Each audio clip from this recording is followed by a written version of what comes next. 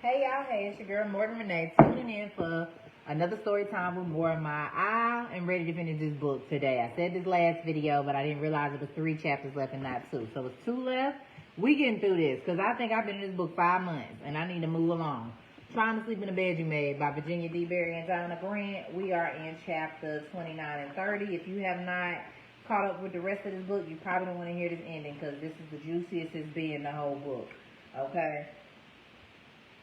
And it's getting real. So chapter 29, what comes around. Last year, Ramsey was gone. This year is Christmas without you, Mama. Wind whipped the bare trees in the deserted cemetery and the gray sky threatened. Gail burrowed deeper into her coat as she stood before her parents' graves. And so much has changed since this time last month. But Pat is back. Isn't that wonderful? You were right, Mama. It wasn't like it seemed in the hotel. We're getting reacquainted, but in a funny way, having her around makes me feel more normal. She wanted to come today, but I told her next time I need to be alone and catch my breath. Pat insisted Gail take the car. The whole ride out, Gail stayed continuously to the right and another 5 miles under the speed limit. Pat said not to worry, but she couldn't help it. Not with the kind of luck I've had this year. She glanced over her shoulder and checked on the silver Jag parked by the towering evergreens that hid the iron fence. I hope we've turned the corner, Nessa and me. The holidays will be rough, but we're going to pick out a tree tonight. Pat's taking Nessa shopping for ornaments after school. Vanessa wants to celebrate Kwanzaa this year, too, so we invited her friend Darlene and her family and my friend Denitha and her kids. I want Pat and Denitha to meet. They'll like each other. Vanessa's new physical therapist says she'll be dancing in no time. One day I'll find a way to repay Marcus. Icy spikes of rain slice the cold air.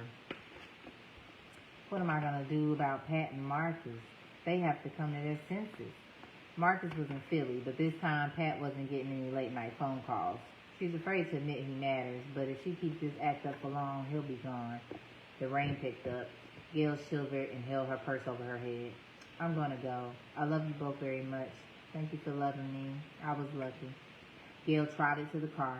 She pressed the alarm remote while she still had a distance to run so she could just duck inside. The lights blinked, and she heard the whistle. It sounded different. Who knows how many tunes this thing sings? She swung open the door.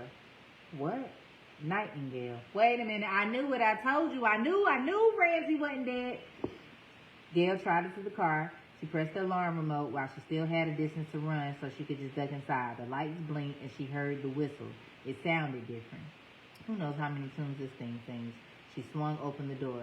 Nightingale. The voice pierced Gail's skin like a million flaming needles, and the air in her lungs turned to stone. Her head snapped in the direction of the voice toward the evergreen trees. She saw nothing. It's the pressure. Just get in the car. Then the pine boughs rustled, and she saw him. He wore an ashy blue parka and a black knit cap pulled down in his eyebrows. A scrappy beard obscured his face. Get in and drive out of here. Baby, it's me. Gail backed away from the car, away from him. Don't you come near me, Ramsey. Her shriek echoed in the empty graveyard. I had to do it, Gail. Mama's dead and my baby could have been too. Don't tell me you had to. Moat in anger erupted. They would have killed me. I wish they had. Then I could pretend you loved us. Don't come any closer. You don't mean that. You gotta listen to me. Ramsey lunged and caught her around the waist, pressed her against the fender. Gail, soaked with sleet and sweat, wrenched her body around and pounded him with her fist. I hate you. She clawed at his face, her nails gouging his skin. I hate you, she sobbed. Ramsey finally caught her fist, pressed into his cheeks. There ain't nothing you can say or do that I don't deserve 100 times over. Blood trickled from a gash below his left eye like a tear. Give me a chance to explain, please. Gail gasped for air. Why, Ramsey? Why'd you do it? He kissed her fist and led her toward the open car door. That's when the fear set in. Gail realized she was in the cemetery struggling with a dead man. Let go of me, she wrestled. Started to scream. Ramsey snatched her and clamped a hand over her mouth. I won't hurt you. I could never do that. I swear. Just hear me out. Ramsey's voice was still as smooth as butter. Gail stopped fighting, fell silent. Ramsey let her go.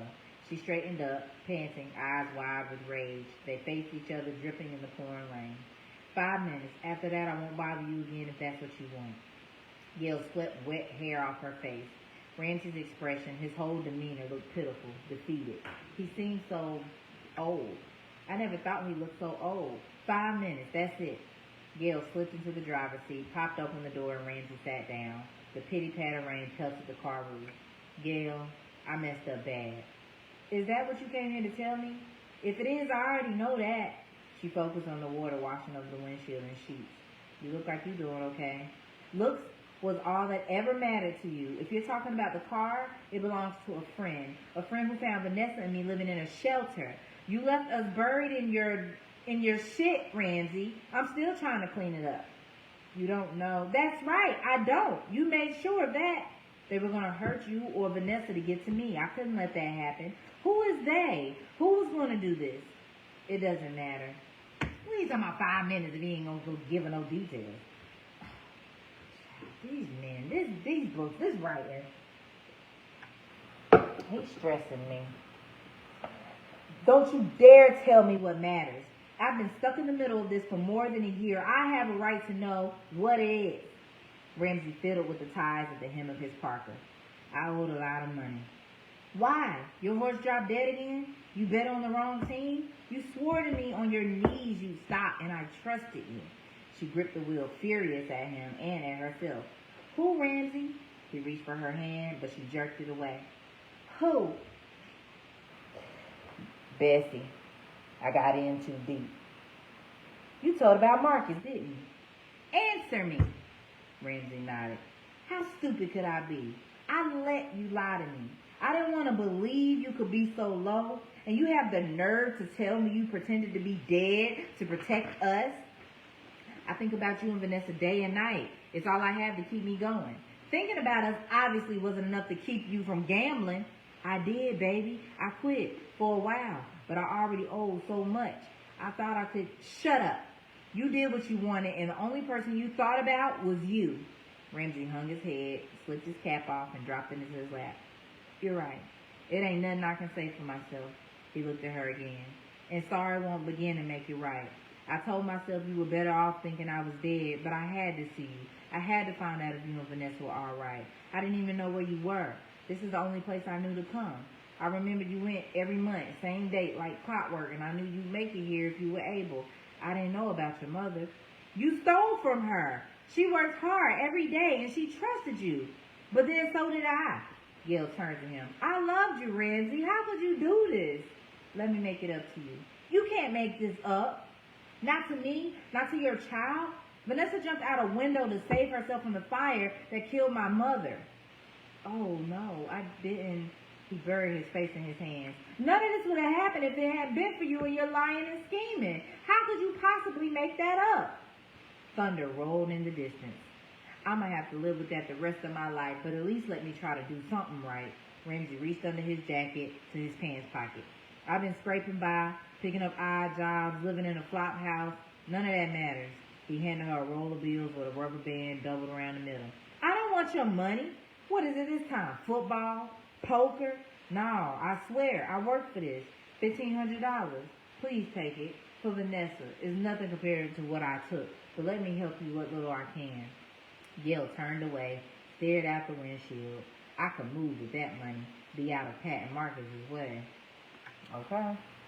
Nightingale, I loved you more than anything in my whole life, and what I did was so wrong, I can't ever hope you'll forgive me, but let me help. I owe you that much. He outstretched his hand with his outstretched hand was ashy, his nails chipped and dirty. Ramsey's hands never looked like that. When she took the roll, their fingers touched. A charge shot up her arm. I'm gonna leave now. This is him. I'm gonna leave now. I'm headed out of state for a while. It's safer for me far away. I don't know when I can come back. Give Vanessa a hug. You know it's from me. She paused. All right. Ramsey opened the door, closed it back. I shouldn't ask you for nothing, but you know the picture of Vanessa? The one with her bronze baby shoes? Yeah. Do you still have it? Yeah. It would mean a lot if you give it to me. You know it was always my favorite. What am I going to tell Vanessa? I broke it? Her daddy asked me for it? It's been so lonely. That's not your problem. It's been so lonely. That's not your problem, but I'm trying to straighten myself out. Every time I look at that picture, see those little bitty shoes, it will remind me why. How am I supposed to get it to you? Parcel? Parcel post? If you would bring it, it would be safe for me to come to you. And I don't want Vanessa to see me yet. I'm going to catch a bus tonight. This is crazy, Gil. You could meet me at 40th Street near 12th Avenue by the old Greyhound terminal. Wait a minute. Okay, I keep getting mixed up because it's, okay, she talks in italics, but sometimes she thinks in italics. So it's like, okay, but he's in regular print. So he's telling her, you could meet me at 40th Street near 12th Avenue by the old Greyhound terminal. I'll pick it up, get on my bus, and I won't bother you no more. Not till I'm straight. Maybe then. He looks so sad. I'll bring the picture. Don't talk to me about then. 7:30. I won't keep you waiting. You never even have to get out the car. Ramsey opened the door and got out. Thank you, Nightingale. When he left, Gail realized she was drenched to her skin, freezing cold, and her head was pounding. She wrestled with herself the whole drive home. I won't go. He looks so bad. I don't owe him anything. When she got to the apartment, Vanessa and Pat were still out. Pat had left a note on the refrigerator. Don't cook, we'll bring dinner. Gail got out her clothes, into her robe, and wrapped a bath towel around her damp hair. She was grateful she had time to pull herself together. She put the rolled up bills in the dresser under her panties, got the photo, and sat on her bed with it in her lap, a hand on each small bronze shoe. Why should I do this? I love this picture too, and I have so little left from when. But I do have her.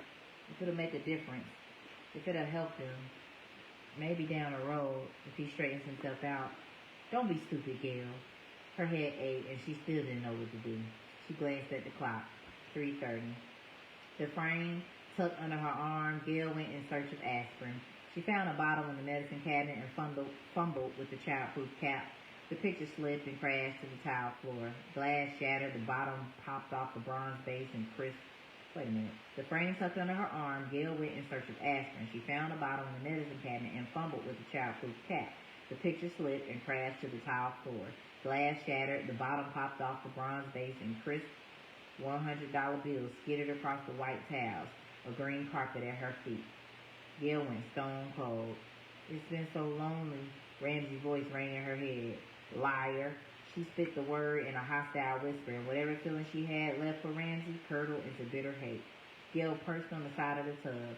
Her hands shook as she scooped the money into the lap of her robe and carried it to her bed. I loved you more than anything in my whole life.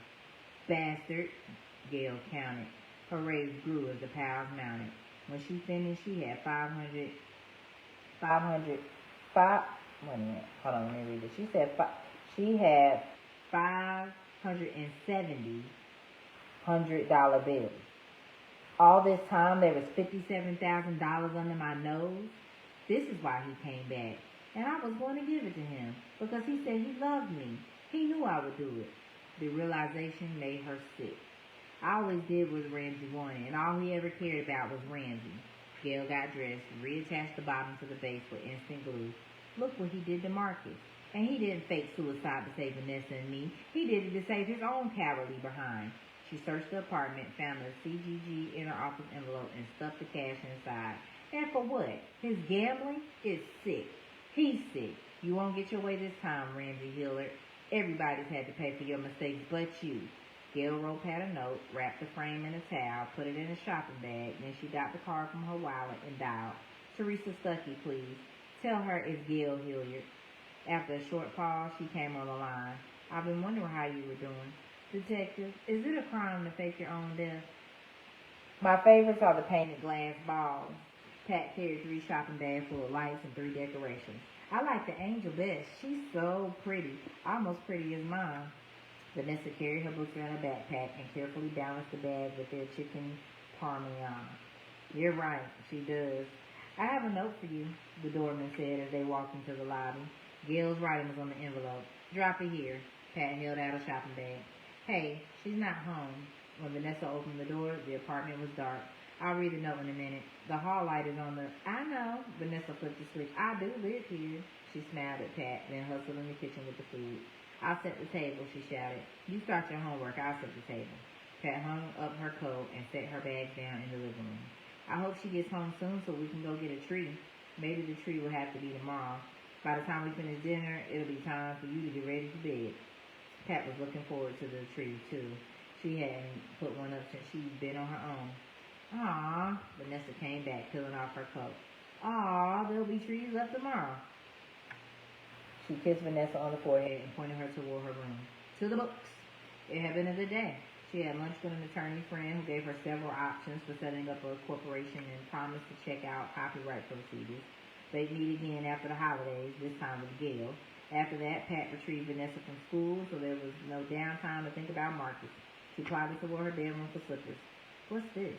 The bulging manila envelope lay at the foot of her bed. Pat unlooped the string and lifted the flap. What the hell? She closed it quickly. You called me, Pat? No, I'm talking to myself. The note? Where did this money come from? Where's Gail? She dug the note from the shopping bag and took it into the bathroom to read. I'll explain this all later. What you need to know is Ramsey is alive. He came to the cemetery. There's an envelope on your bed with $58,500 in it. I have your car. I'm meeting Ramsey at 7:30. I'm okay. Don't worry. But if anything happens, take care of Vanessa. I love you, Gail. Pat's legs started to shake. Ramsey at the cemetery. She's gone to meet him. Terror gripped her throat in a chokehold. Pat couldn't think. What am I going to do? Panicky tears welled up in her eyes. He'll hurt her. I know it. Pat, what did Mommy say in the note? Pat cleared her throat to find her voice. Just a minute. She finished the toilet, threw cold water on her face. Get a grip. You have to talk to this child. And say what? She stuck her head in Vanessa's room and hoped she didn't She stuck her head in Vanessa's room and hoped she didn't look like she felt. She said she went for a drive and she won't be too late. It's 10 to 7. What's too late? She took my baby picture with her. That's really weird. Maybe she wanted your company. Why did she take that? You sure she's all right? Vanessa sounded edgy. Sure, I'm sure. Please let her be all right. Ready for dinner? I'll wait for Mommy, okay? Pat nodded. She turned on the TV in the kitchen for noise. I have to talk to somebody. I'll lose my mind. Please don't let him do anything to her. Before she knew what she was doing, Pat dialed information and was asking the number for Marcus's hotel in Philly. His room phone rang and rang. Then the operator came back on the line. Mr. Carter isn't in. Would you like to leave a message? No, I'll call back. Where is he? Where is she? What am I going to do? Hold on, let me check my right shot. Make sure it ain't burning. Oh, it's burning. It's burning. But now is the time I'm supposed to check. Okay, alright. Get it out of the eye. Okay, let's finish up this chapter. Gail turned from 12th Avenue onto 40th Street. The block, slick with an oily sheen from the rain early in the day, looked like it was lit with a 50-watt bulb. Detective Stuckey told her to park in front of the abandoned red brick building. The dilapidated bus station, windowless and deserted, loomed across the street. She parked, cut the lights, but kept the engine running. It's 7:25. He said he wouldn't keep me waiting. Stuckey said she'd be there with NYPD. Back up. Don't worry if you don't see us, we'll see you, the detective had said. Gail checked the rear view, side view, and in front in a regular circuit. Fraud. The detective told her Ramsey will be charged with fraud for faking suicide. He's been guilty of fraud for longer than that. Gail had moments of doubt as she drove around the city, parking where she could, killing time until her rendezvous with Ramsey. How she had enjoyed his flash and cash, the jewelry, the houses, the trips. I was bought and paid for like everything else. It was so easy. No scrimping, no penny pinching. I had everything I wanted, and I didn't have to work like Mama. I got somebody to take care of me. Had somebody you could control. No lid, no talk back. How many times in 20 years did I say, yes, Ramsey, and when I didn't mean it? But Ramsey told her bald-faced lies. Her mama was still dead. He put Vanessa in jeopardy, and now he was trying to get over one last time. Gail wasn't having it. He made his bed. The knock on the passenger side window nearly sent Gail through the roof. Then she saw the blue Parker. She fumbled with the console until she lowered the window. I knew I could count on you. Ramsey bent down and leaned against the door. Gail got a flash of the first time she laid eyes on Ramsey, bending down by her car on the side of the road. Right now was all she could do to keep from throwing the car into gear and running over him. She handed him the bag. Here, I'll miss this. Not as much as I'll miss you. I gotta go, Ramsey. You stay sweet, Nightingale. He blew her a kiss, started to back away. Police! Hold it right there, Hillard. Stuckey, gun drawn, stepped from the shadows. Ramsey bolted toward 12th Avenue. The detective was on his heels when they disappeared around the corner. Gail waited, hand clamped over her mouth to keep her teeth from chattering. It felt like an hour, but in less than 5 minutes, Stuckey jogged up to the car. Lost him? Bruh. They had one job. What are you talking about? Lost him. Still panting from the chase, her breath flowed in white puffs. By the docks. Does he know where you're staying? No. Good. Go home. I'll keep looking. He can't get far. I'll be in touch. If you need me, call my beeper. I'll be on an undercover assignment indefinitely. There's no point leaving a message. Stuckey watched Gail drive off, then walked around the corner and rapped the back door of a black panel van. It's me. The door opened and Stuckey climbed inside. She's gone. I said he got away. I'll call her after. The driver pulled off as soon as Teresa Stuckey closed the door. Ramsey lay on the floor, hands, feet, and mouth taped. He sucked air through his nostrils in jagged wheezes. 2 men sat on the floor next to him. One pointed a gun at Ramsey's head. Wait a minute, what? Wait a minute, hold on. Now this is getting crazy. Hold on, y'all. So the lady name is Teresa Stuckey, the detective. Alright. So, good, go home. I'll keep looking. He can't get far. I'll be in touch if you need me. Call my beeper. I'll be on an undercover assignment indefinitely. There's no point in leaving a message. Stuckey watched Gail drive off, then walked around the corner and rapped the back door of a black panel van. It's me. The door opened and Stuckey climbed inside. She's gone. I said he got away. I'll call her after. The driver pulled off as soon as Teresa Stuckey closed the door. Ramsey lay on the floor, hands, feet, and mouth taped. He sucked air through his nostril in jagged wheezes. 2 men sat on the floor next to him. One pointed a gun at Ramsey's head. What was that shit he said about money in a picture frame? Teresa squatted, her back against the side of the van, bracing against the movement. Ain't nothing in there but dust. Moses slipped his Kangol back and ran his fat pink hand over his nappy yellow hair. It wouldn't have saved his ass anyway because it ain't about the money anymore. Bessie wants to make an example since he tried to skip out. It's pretty easy since the man's dead already. You sure y'all through with this case? I told you, we closed this book months ago. Nobody cares. Stuckey blew on her cupped hands and Ramsey squirmed on the floor. His wife don't suspect nothing? No, and I don't want to know any more about it. I'll deliver him. Give me my money in the picture and let me off at the light. It wouldn't look good for an officer of the law to be seen with you crooks. Stuckey laughed and glanced inside the envelope Moses handed her. As always, tell Bessie I enjoy the rewards of doing business with him. And Moses, make it clean. Oh my God, this is too much. Didn't see that coming. I knew Ramsey was still alive, but I didn't see Stuckey being in on with the bad guys. Good Lord. Pat raced to the door as soon as she heard it rattle. You had me scared to death, she whispered. She threw her arms around Gail and the tears came in a flood of relief. Gail hadn't found her tongue or her tears yet, but they rocked in each other's arms. Mom, where do you see all the stuff we got? We couldn't get a treat because you weren't home, but can we go tomorrow? But we can go tomorrow, right? Pat wiped her face on Gail's coat sleeve before she turned around. Later. Oh, okay. Let me slow down. Pat wiped her face on Gail's coat sleeve before she turned around. Later, with Vanessa in bed, Gail told Pat the events of the day. Aren't you worried Ramsey will come looking for you? Not really. When he opens that picture, he'll know I'm on to him. Whether the police find him or not, he won't be back. He won't have the nerve. I just don't know what to tell Vanessa. That you broke the frame and took it to try to get it fixed. My guess is she's so busy right now, she'll forget about it. As for the rest of it, what can you say that won't make her hate her father more than she already does? I don't want to keep secrets from her, but I don't think she's ready for this. As long as you don't think she's in danger, hold on to the story. Tell her when the time is right. You might want to skip the cemetery for a while. You know, when I got your note, I was out of my mind thinking something terrible would happen to you. I know the note was crazy. I didn't know what else to say. And if you ever leave me a note like that again, I will string you up by your ankles. They both laughed. But while I was out of my mind waiting to hear from you, I realized what's important, who I can't live without, who I love. You and Vanessa are on that list. But there's somebody I need to ask for forgiveness for being pig-headed and just plain wrong. I know he will. So if you and Nessa will be all right here tonight, I'm going to drive to Philly. You go on, girl. Pat drove as fast as she figured she could get away with. Marcus better not be cheating. Marcus better not have another woman in his room. Now, that's the last thing we need. Pat drove as fast as she figured she could get away with, feeling that every extra minute was a minute longer than she could stand awake. Every so often, without realizing it, she'd reach up and finger the doubloon.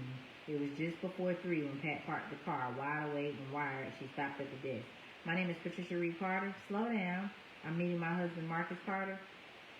She wiped sweaty palms on her coat while the sleepy-eyed clerk called his room, hoping Marcus wouldn't send her away.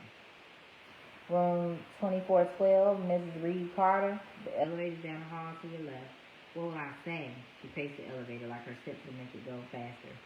"When I read Gil's note, I was confused and afraid, but I was even thinking I called you. And when you weren't there, I got a flash of how my life would be if you weren't in it."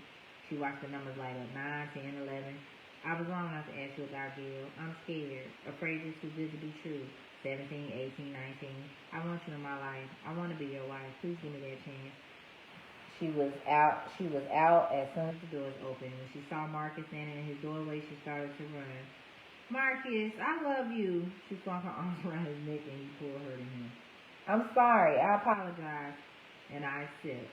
If and only if." "If what?" "If you'll relax and let me love you back." "I do. I will. Yes." Marcus smiled and drew her into the room. "Mrs. Reed Carter, huh?" "How's she doing?" Marcus asked when Pat hung up. They had just come up to the room from a romantic dinner in the hotel restaurant.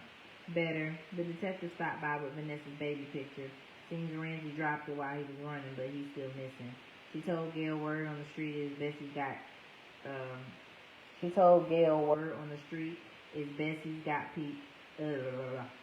Better. The detective stopped by with Vanessa's baby picture. Seems Ramsey dropped it while he was running, but he's still missing. She told Gail word on the street is Bessie's people got to Ramsey, but they don't have any evidence yet. They could have got him, or he could be in Hong Kong by now. Or Vegas. Marcus dropped his jacket over the chair arm. This is the second Christmas in a row she's heard about Ramsey being dead. This has to be torture. Pat sat on the foot of the bed. "There's nothing for her to do now but keep on keeping on." Marcus sat next to her. "That's pretty much what she said. She's planning to write the police chief. He's the father of one of Vanessa's little friends. Anyway, she wants to tell him how helpful this Detective Stuckey has been. Then she says she's finished with it. It's a damn shame." Marcus reached for the remote on the dresser, flicked on the TV. "I need to catch the sports. Business, you know." He grinned and nuzzled her neck. "Nightcap? How about champagne? To celebrate our new wedding band." "Coming right up." Marcus called room service. In no time, the setup arrived, and Marcus made a ceremony of presenting and uncorking the bottle and filling 2 flutes with the vintage bubbly. Marcus was about to make a toast when he noticed that Pat's eyes were glued to the television. Turner Hughes stood behind a bank of microphones. Millionaire businessman Turner Hughes had held a press conference today at the Manhattan headquarters of the Hughes Companies to announce he will cooperate with federal officials in their probe of fiscal irregularities at A Hand Up, the charitable foundation Hughes established. It's too early to tell whether the investigation will take him out of contention for a cabinet post. "You really want to see this clown?" Marcus asked. Pat nodded and kept watching. "I intend to aid prosecutors in every way I can to root out corruption in these centers. I will not allow the greed of one individual to tarnish the noble efforts of many fine people." Turner was smooth as ever. The scene shifted to the courthouse steps. Foundation Director Peter Jackson declined comment as he surrendered a Manhattan federal court. He is accused of skimming more than $250,000 from foundation coffers. To Pat, PJ looked ill, and Edwina, followed behind him, appeared supremely pissed off. Oh, Peter Jackson. Okay, the scene shifted to the courthouse steps. Foundation Director Peter Jackson declined comment as he surrendered at Manhattan federal court. He is accused of skimming more than $250,000 from foundation coffers. To Pat, PJ looked ill, and Edwina, following behind him, appeared supremely pissed off. Marcus eyed Pat to gauge her reaction. She chuckled. "Sometimes you really do get to see it." "What?" Pat raised her glass. "What comes around." All right, that's the end of chapter 29. Chapter 30 is the last one, but I'm about to cook my lentil burgers. They're already prepped and frozen. I'm about to fry them and eat them with this rice. So I'm going to tune in with y'all with that soon. And we're going to be done with the book. All right.